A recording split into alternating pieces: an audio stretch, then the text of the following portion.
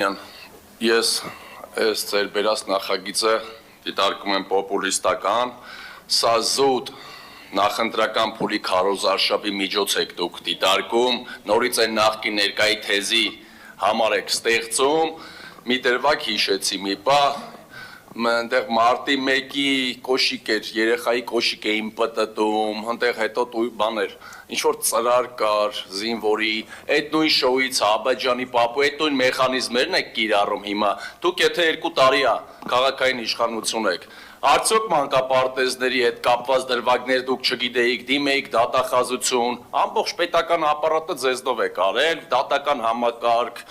այնտեղ քննչական մարմին, դատախազություն, ինչի ասենք, ինչն է ձեզ հետաքրքիր, որ էմոցիոնալ բնույթի մանկապարտեզների ֆոն եք ուզում ստեղծեք 26 թվականի ընտրություններից առաջ, ես օրինակ առաջարկում եմ ճանապարհների մասով էլ դիտարկեիք, բայց ինչի՞ չեք դիտարկել, որ որոշ ճանապարհներ բնակիչներից, օրինակ Շուշի թաղամասը, որտեղ ես բնակվում եմ վերևը, ճանապարհը սեփականացված է, մեր 30 տարվա ճանապարհը, Շուշի թաղամասը, ոնց ասեմ, սեփական գնել է։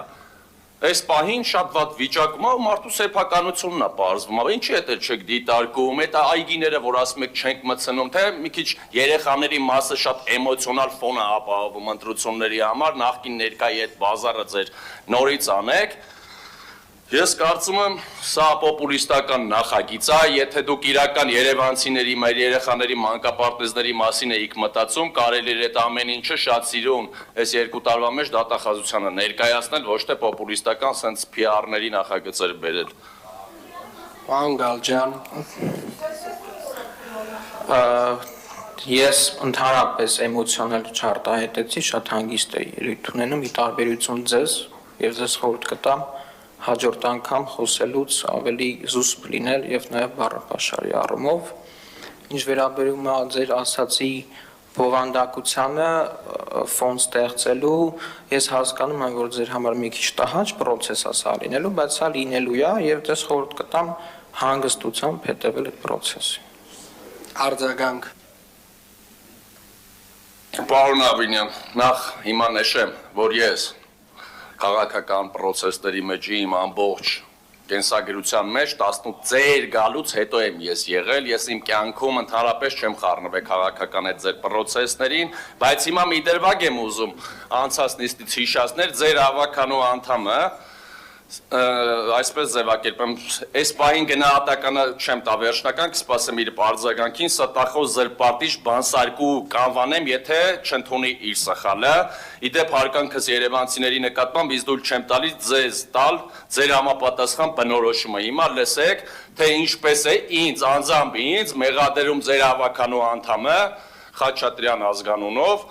որ ես ընտրակաշառք եմ բաժանել կամ ընդունում եք ստախոս զրպարտիչ բանսարկու լինելը կամ հանցագործություն կոծկելը, այսինքն եթե ես նման տեղեկատվություն ունեցեի մասին, հիմա լսեք։ Մեկ վայրկյան ներողություն եմ խնդրում, լսեք իր խոսքը։ Ամենայն հարգանքով, պարոն Սարգսյան, տեսեք, պարոն Սարգսյան,